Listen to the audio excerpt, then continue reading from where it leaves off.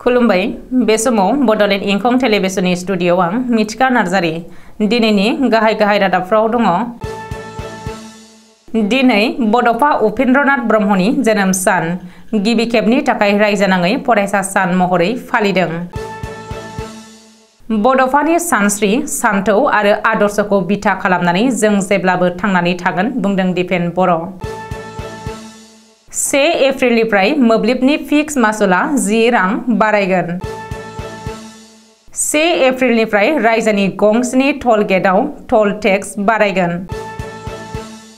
गसाइगावनि बसगावआव देंखोजों सिमाखौ मान होनाय हाबाफारि खुंफुंनो साखा-फारा। गुरुदेव कालीचरण ब्रह्म ट्रास्टआ 5थि गुरुदेव कालीचरण ब्रह्म बान्थाखौ फोसावबाय। हायुङारि मानास हाग्रामायाव जिब जुनारनि सानखोआ गोख्रैनो बांदों। बाक्सानि आलागजार गुदि फरायसालियाव फरायसा सान फालिदों। दानिया फैदिनि आबुं रादाबाव।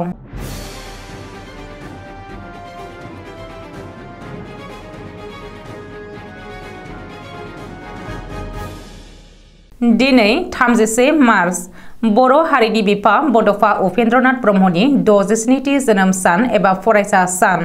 बड'फा उपेन्द्रनाथ ब्रह्मनि जोनोम सानखौ लोब्बा लानानै दुलाराय बर' फरायसा आफादनि बानजायनायाव क'क्राझार जिल्लानि दतमा थुलुंगाफुरियाव थानाय बड'फानि मांखरसालियाव दिनै बिबार बावदों आरो बड'फानि 67थि जोनोम सान एबा फरायसा सान फालिदों।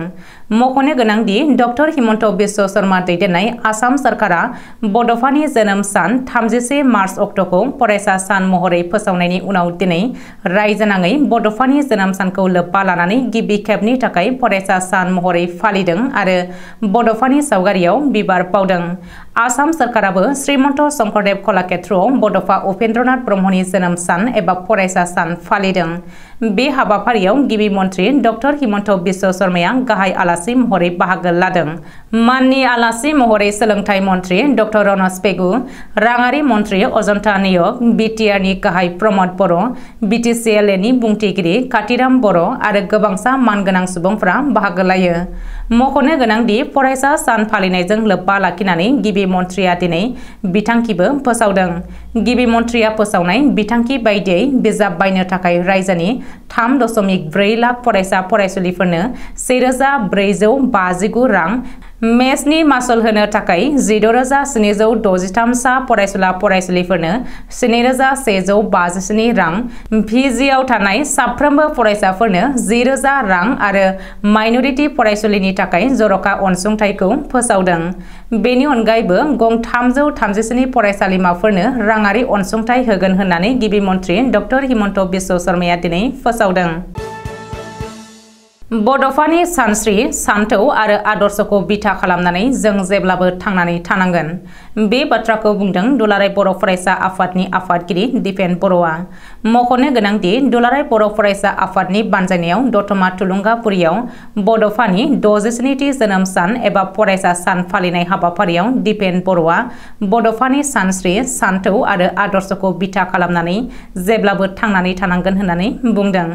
मिरु दुलाराय बर' फरायसा आफाद आरो क'क्राझार जिल्ला मिरु दुलाराय बर' फरायसा आफादनि हेफाजाबाव 31 मार्च बड'फा उपेन्द्रनाथ ब्रह्मनि 67थि जोनोम सानजों लोब्बा लाखिनानै फरायसा सान फालिनाय हाबाफारिखौ क'क्राझारनि दतमा थुलुंगाफुरियाव खुंनाय जायो। हाबाफारि बायदियै फुंबिलि समाव आफादनि फिरफिलाखौ बिरहोयो दुलाराय बर' फरायसा आफादनि आफादगिरि दिपेन बर'आ।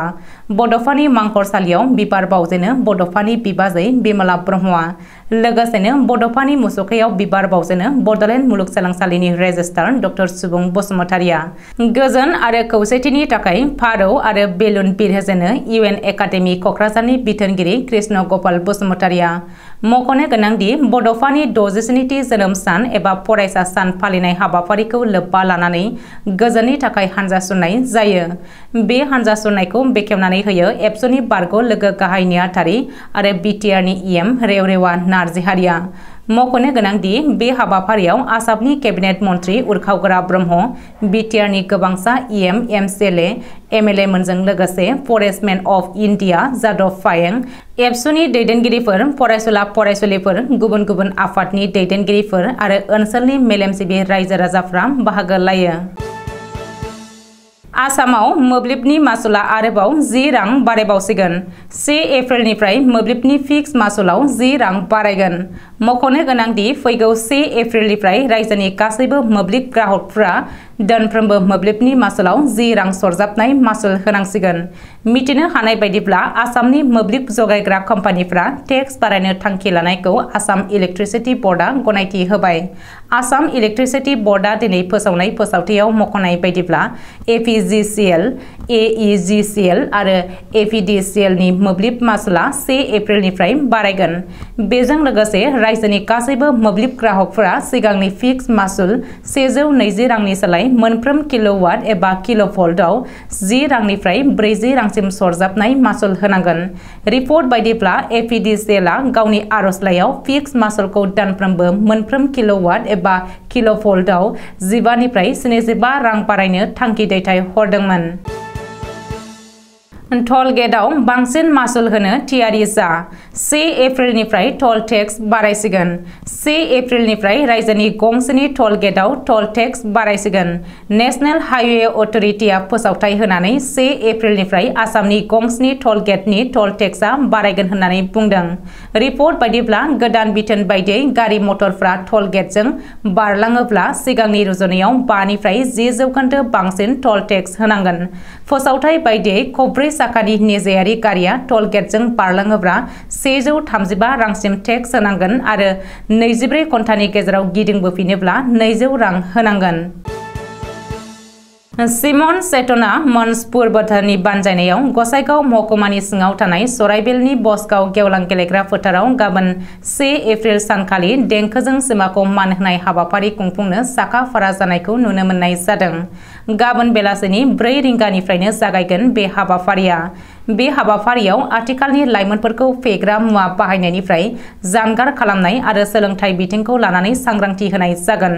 मख'नो गोनांदि बे हाबाफारिनि गेजेरजों मिलौदो देंखोनि गेजेरजों सिमाखौ मान होनाय जागोन।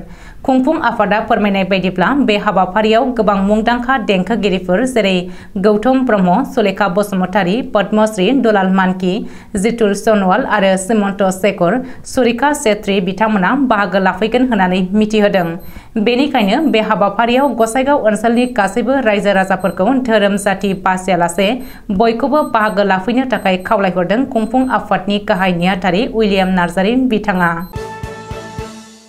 गुबुन गुबुन बोसोराव होबोनाय बायदिनो देग्लायबो गुरुदेव कालीचरण ब्रह्मनि 164थि जोनोम सानजों लोब्बा लाखिनानै फैगौ 18 एप्रिलाव दिल्लीयाव खुंफुंनो लानाय हाबाफारियाव गुरुदेव कालीचरण ब्रह्मनि जोनोम सानजों लोब्बा लाखिनानै गुरुदेव कालीचरण ब्रह्म ट्रास्टआ 5थि गुरुदेव कालीचरण ब्रह्म बान्थाखौ होनो थाखाय मोनसे जुरि बर्डनि सायख'नायजों होनो फोसावबाय। मिथिनो मोननाय बायदिब्ला देग्लायनि बे बान्थाखौ मोननो हादों forest man of India Padmashri Jadav Molai फायें बिथाङा सासे समाजनि थाखाय नांथाबनानै समाजनि जानानै अराय मोजां खामानि मावग्रा सुबुं। बिथाङा समाजनि जानानै अराय सम हाबा मावो। बिथाङा मुलुगनाङारि दरबाराव मिथिसार जानाय सासे सुबुं। बिथांखौ जे सासे बान्था मोनगिरि हिसाबै मोननो हादों बेखौ गोरबोजों गोजोननाय फोरमायदों गुरुदेव कालीचरण ब्रह्म ट्रास्टनि आफादगिरि एबा गथ'सा बान्था मोनगिरि डक्टर अजित बर' बिथाङा।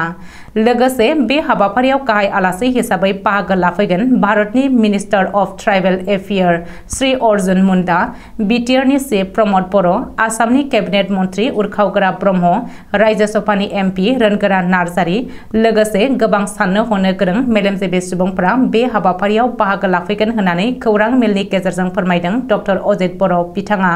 लोगोसे बे हाबाफारियाव गासैबो हौवा माहारिखौ गामसा आर'नाइ आरो हिन्जाव माहारिखौ गाब गोनां दख'ना गाननो थाखाय बयखौबो गुरैयै खावलायो आरो खमैब्लाबो 600सो सुबुंफोरा बे हाबाफारियाव बाहागो लाफैगोन होननानै फोरमायबावो। सोलिफु बोसोर 2023 मायथाइयाव हायुङारि मानास हाग्रामायाव दावबायारिफोरनि हान्थिनाया बांनायखौ नुनो मोन्दों। लोगोसे मानास हाग्रामायाव जुनारफोरनि सानखोआबो बांनो हमदों होननानै गोबाङानो फोरमायदों। बेनि अनगायैबो समान समानै दिनावनो दिन देशी बिदेशी दावबायारिफोरनि फैनायाबो बांदों। थांनाय 3 दानाव दानफायाव हायुङारि मानास हाग्रामायाव 22,000 दावबायारिफोर फैदों। बेनि गेजेरावनो सा 357आनो गुबुन हादरारि दावबायारिफ्रा हायुङारि मानास हाग्रामायाव दावबायदों। आरोबाव फिन वर्ल्ड हेरिटेज एरिया हायुङारि मानास हाग्रामानि हाग्रा ओनसोलाव टुरिस्ट गाइड अबिनाश बर'नि केमेरायाव सेबखांजायो मोसाया बिफांनि दालायाव उन्दुनानै थानाय गोसो मुहिहोथाव नुथाय। बाक्सा जिल्लानि तिहु बरमा गुदि सोलोंथाइ खोन्दो मावख'नि बेन्दोंनि आग्लाजार गुदि फरायसालियाव आसाम सोरखारा बड'फा उपेन्द्रनाथ ब्रह्मनि जोनोम सानखौ देग्लायनिफ्राय फरायसा सान फालिनो बिथोन होनाय लेखा दिनै सेथि फरायसा सानखौ फालिनाय जायो। फरायसालिनि थाखो 5नि फरायसुलि बबिता बर'आ सामलायनाय गेवलां मेलाव गाहाय आलासि महरै बाहागो लायो बाक्सा जिल्ला दुलाराय बर' फरायसा आफादनि लोगो आफादगिरि भारत बर'आ।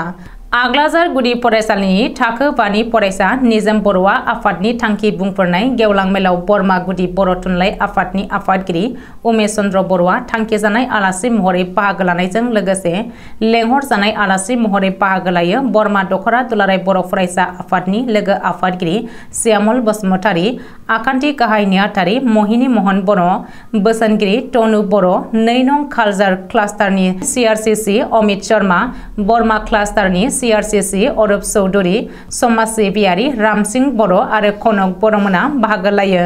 फुङाव बड'फानि सावगारियाव आलारि बाथि सावनानै बिबार बावजेनो आग्लाजार गुदि फरायसालि सामलाय आफादनि आफादगिरि मन्टु बर'आ। गेवलां मेलाव फरायसालिनि गोबां बिमा बिफा बारग' फरायसुला फरायसुलिफोरा बाहागो लायो। दिनैनि रादाबा एसेनोसै, गोजोन्थों।